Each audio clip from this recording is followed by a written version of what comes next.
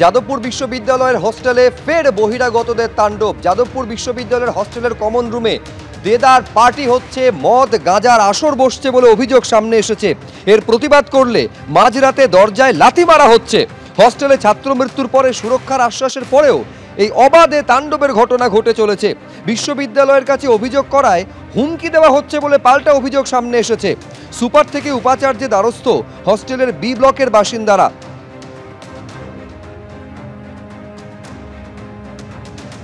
ছাত্ররা ঠিক কি অভিযোগ করছেন রাখবো আপনাদের সামনে। সুজয় দা বলে একজন যে আছেন, উনি প্রতিদিন মদ খেয়ে, তার একটা গ্রুপ আছে আমাদের বি ব্লকের হোস্টেলে, বি ব্লকের কিছু বোর্ডাররা আছে, তাদেরকে নিয়ে আর কি সে আর কি একটা গ্রুপ বানিয়ে ইয়ে করে, মাতলামি করে আর সবাইকে ডিস্টার্ব করে খুব হোস্টেলের কেউ না, উনি হোস্টেলের কেউ নয়। উনি 2004-এ মনে হয় এখানে পিএইচডি স্কলার হিসাবে বার হয়ে গেছেন নাকি, আমি ঠিক সঠিক জানি না। না, এখন পাস আউটও নয় উনি, ওনার ব্যাপারটা আমি ঠিক বলতে পারছি না, কিন্তু উনি আমাদের সবার একটা মেন্টাল পরিস্থিতি খারাপ করে দিচ্ছে আর কি, আউটসাইডার। এবং উনি মদ খেয়ে গাঁজা খেয়ে এমন অবস্থায় থাকেন, আমরা সবাই ভয় পাই। দেখুন, অভিযোগ বলতে গেলে আমাদের থাকাটা খুব অসুবিধা হয়ে যাচ্ছে, কারণ আমরা তো বর্ডার, সে আমাদের বাইরের লোক বেশি আসছে, বর্ডারের থেকে বাইরের লোক, ভাবা যাচ্ছে না এমন।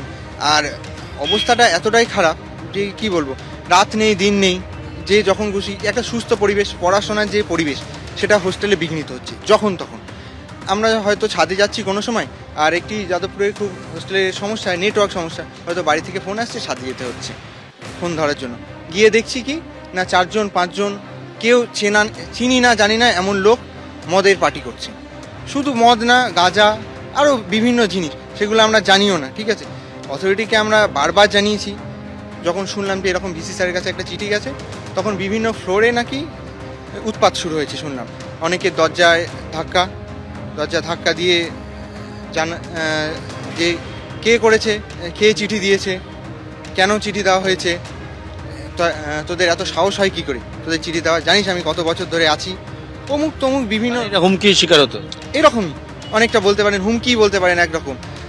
ফলে হুমকির মুখে পড়তে হচ্ছে যদি তারা প্রতিবাদ করছেন। অবাধে এই বহিরাগতদের দাপাদাপি চলছে, মদ গাঁজার আসর বসছে, দেদার পার্টি চলছে। এই অভিযোগ কার্যত স্বীকারও করে নিচ্ছেন, অস্বীকার করছেন না ডিন অফ স্টুডেন্টস। কি বলছেন একবার শুনুন। সেই অভিযোগটা এসেছে, এই অভিযোগ নিয়ে অলরেডি আমরা ভাইস চ্যান্সেলরের কাছে এটা রিপোর্ট করেছি এবং তার রেকমেন্ডেশন হিসাবে আমরা মতামত দিয়েছি যে অ্যাডমিনিস্ট্রেটিভ অ্যাকশন নিতে হবে।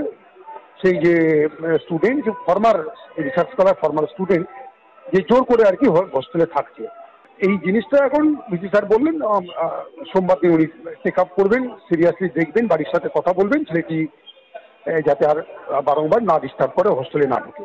যেটা আমরা জেনেছি যে ছেলেটি মাদকাসক্ত আর কি। তো সেই হিসাবে দেখতে গেলে হয়তো কোনো কথাই শুনছে না, বোঝার চেষ্টা করছে না, বুঝছে না। আমরা ফাইনাল একটা অ্যাডমিনিস্ট্রেটিভ অ্যাকশন ফাইনাল নিতে হবে।